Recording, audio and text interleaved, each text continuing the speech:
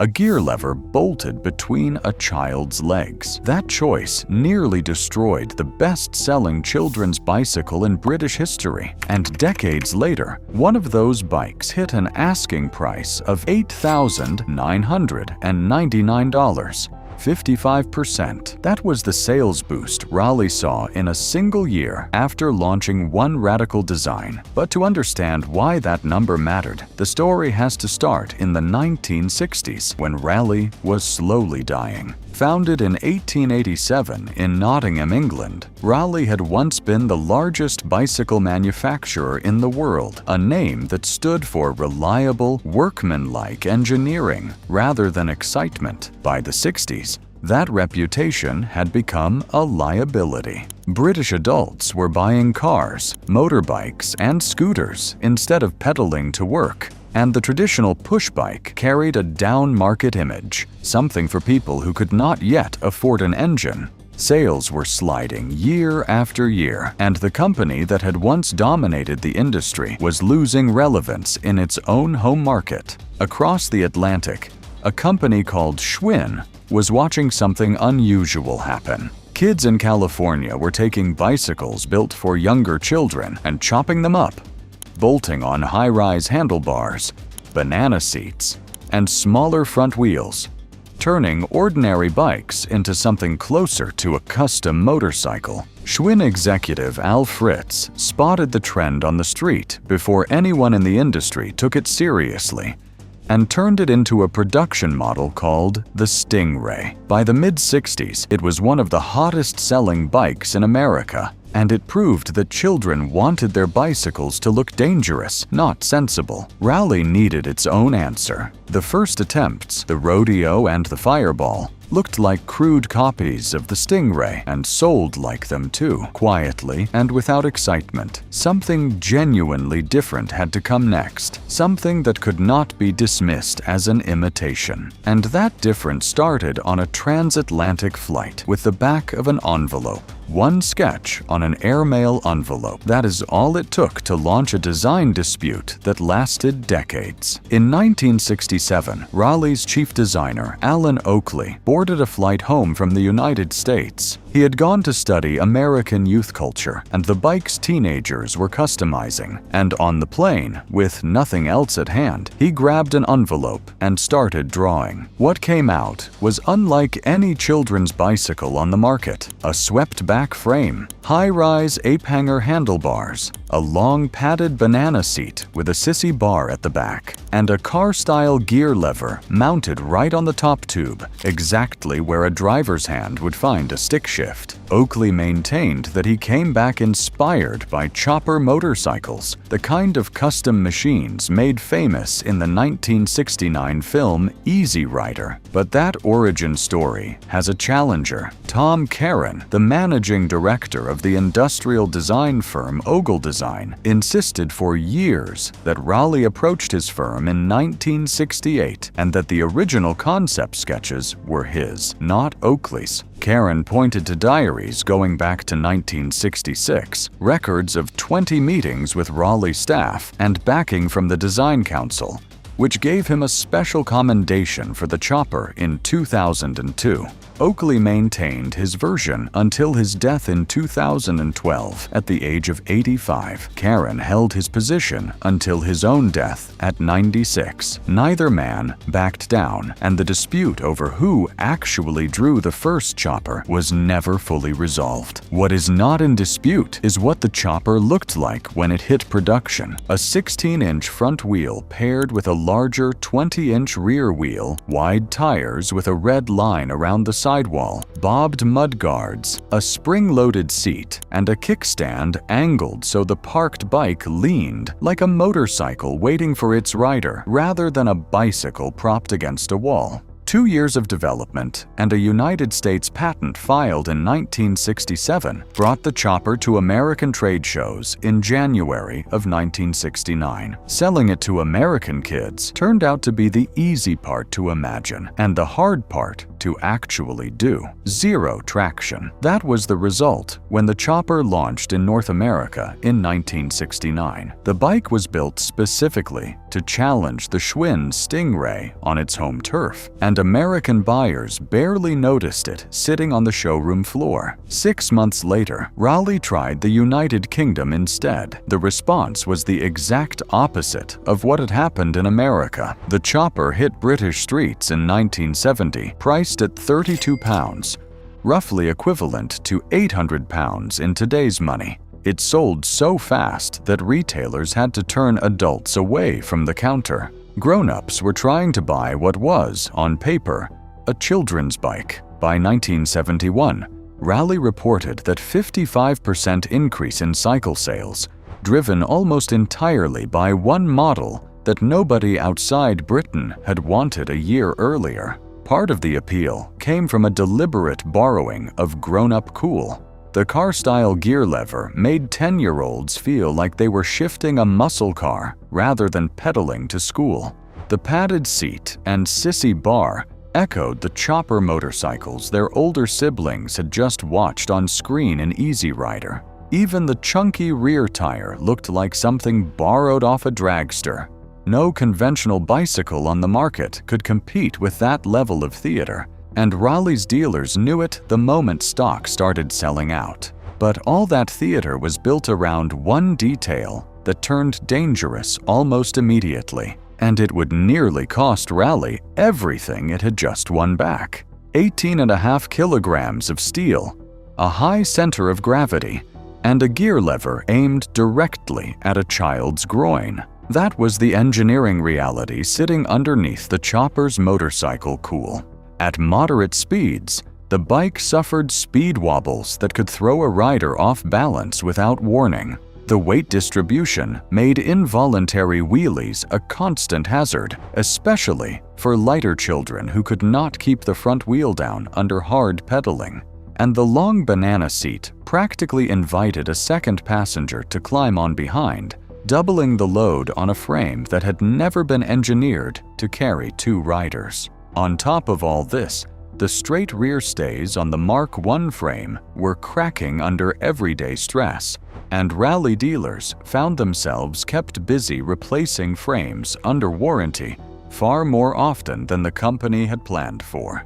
The British Medical Journal published a report flagging the high handlebars as a steering hazard for young riders. The consumer magazine, Which, tested the Chopper in 1972 and found it slow, heavy, and hard work to control. Most of its volunteer testers said afterward that they would have preferred an ordinary racing bike. The press ran accident stories. Parents wrote letters to newspapers and to Raleigh directly. And then the issue reached Westminster, where questions were raised in Parliament about whether the Chopper was safe enough to keep selling to children. For a company that had staked its survival on this one product, that was an existential threat.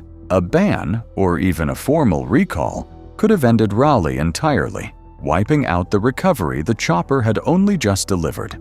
Instead of retreating, Raleigh chose to redesign, and every change the engineers made pointed directly at the same underlying problem. 4 engineering fixes, all targeting the same flaw. In 1972, Raleigh released the Chopper Mark II, and the redesign was surgical rather than cosmetic. First, the seat was shortened and pulled forward. That shifted the rider's weight ahead of the rear axle, making front-wheel lifts far less likely during hard acceleration. Second, the gear lever knob was swapped for a T-bar design that sat lower and flatter against the top tube, reducing the groin-catching hazard that had generated the loudest complaints from parents. Third, the straight rear stays were replaced with curved ones, strengthening the exact frame joint where Mark I models had been cracking under stress. Fourth, the handlebars were welded to the stem permanently. On the original bike, kids had discovered they could rotate the ape hanger bars backward until they were nearly horizontal, a trick that made the bike almost unsteerable at any speed. Welding the handlebars in place killed that trick overnight. A warning sticker appeared on the seat. This bicycle is not constructed to carry passengers. It became one of the most ignored warnings in the history of the bicycle, printed in plain sight and disregarded by nearly every child who read it. Raleigh then invited the Royal Society for the Prevention of Accidents to test the updated model before it went back on sale. The society signed off, Parliament moved on to other business, and the crisis that had nearly ended the chopper quietly closed. The Mark II launched in new color schemes, infrared and ultraviolet, and later space blue and quicksilver, colors chosen to keep the bike feeling as radical as it had at launch. What the gear lever nearly destroyed, the redesign salvaged, and what followed was the biggest sales run in British cycling history. Now, the top half of this story. If the story of how one gear lever nearly ended a company is the kind of detail this channel digs into, the next part covers what happened when an even bigger threat showed up. One that Raleigh could not redesign its way out of, 1.5 million units. That is the total number of choppers Raleigh sold across the 1970s. A run that turned a struggling children's bicycle into a national fixture. At its height, the chopper outsold every other children's bicycle on the British market by a ratio of 6-to-1. It appeared on screen in films like Back to the Future and The Goonies, cementing its image well beyond the children who actually rode one. It was, by every measure, the bike that pulled Raleigh back from the edge of receivership and turned it into one of the dominant brands of the decade. Then, in the early 1980s, a different kind of bicycle arrived from the United States, BMX. Where the chopper borrowed its style from motorcycles and cars, the BMX was built around what kids were actually doing on the street: jumping, racing, and riding dirt tracks. It was lighter, tougher, and designed to survive punishment the chopper was never built to take. The chopper, at 18.5 kilograms of steel, simply could not compete with that shift in what children wanted from a bicycle. Sales dropped sharply through the early 80s. By 1983, production of the Mark II ended. Raleigh launched its own BMX model, the Burner, hoping to hold on to the same young audience, but the age of the chopper was over. The Nottingham production lines that had once struggled to keep up with demand fell quiet. What nobody expected was what happened next: $35,000. In 2014, a 1980 Mark II Raleigh Chopper that had been gifted to United States President Ronald Reagan sold at auction for that record sum. A children's bicycle had just fetched more money than most used cars on the road. The Reagan bike sits at the top of the market, but the collector ecosystem underneath it runs deep. Original boxed Mark I models have changed hands for £7,000 between private collectors. The rarest variant, a 1970 10-speed chopper with a twin-stick shifter sold only in the American market, has been listed at $8,999. Even wrecked, unrestored versions of that same model trade for $1,500 to $2,000 before any restoration work begins. Collectors like Harry Potter, and yes, that is his real name, have assembled personal fleets of 60 to 70 choppers, cataloged carefully by color and year like a private museum. The Raleigh Chopper Owners Club now counts more than 4,000 members, stretching from the United Kingdom to China and Costa Rica. In the 1990s, the band Supergrass rode choppers through the music video for their hit song, All Right, and the bike resurfaced again decades later in the Netflix series Stranger Things, introducing it to an audience who had never seen one on a real street. A bicycle designed for children in 1969 had become a globally traded collectible. Raleigh eventually noticed, sold out in minutes.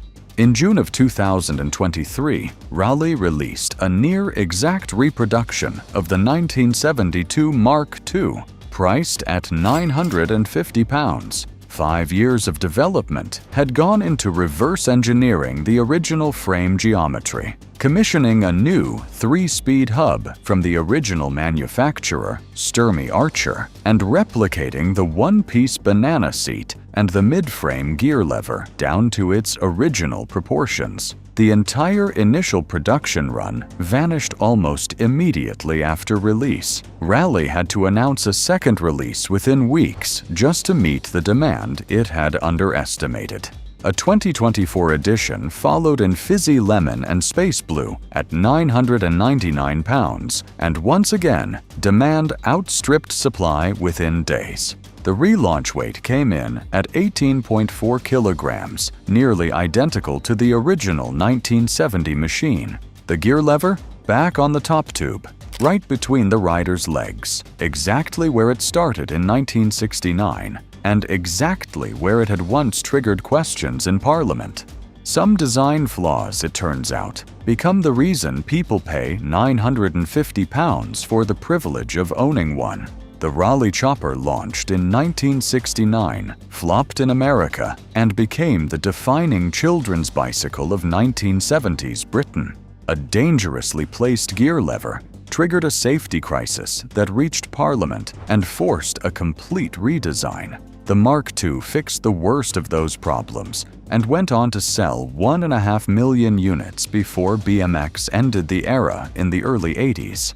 Decades later, collector demand pushed original models past $35,000 at auction, and Raleigh's 2023 reproduction sold out in minutes at £950 a bike. What makes the Chopper story unusual is that the design flaw eventually became the design feature. The mid-frame gear lever was the single biggest safety complaint of the 1970s, the detail that nearly forced Raleigh to pull the bike from shelves entirely. Over the following decades, Raleigh softened it, reshaped it, and by the 2004 Mark III relaunch, moved the gear shifter off the top tube altogether in the name of safety. Longtime fans hated the change immediately, arguing that Raleigh had removed the very thing that made the bike feel like a chopper in the first place. When the 2023 reproduction brought the lever back to its original position between the rider's legs, buyers could not hand over their money fast enough. The Chopper proves that what people remember about a product is not always what worked. Sometimes it is precisely what did not. More stories like this are on the way. Every video on this channel digs into the design decisions, the engineering, and the market forces behind the bicycles that shaped how people ride. Hit subscribe to catch the next one.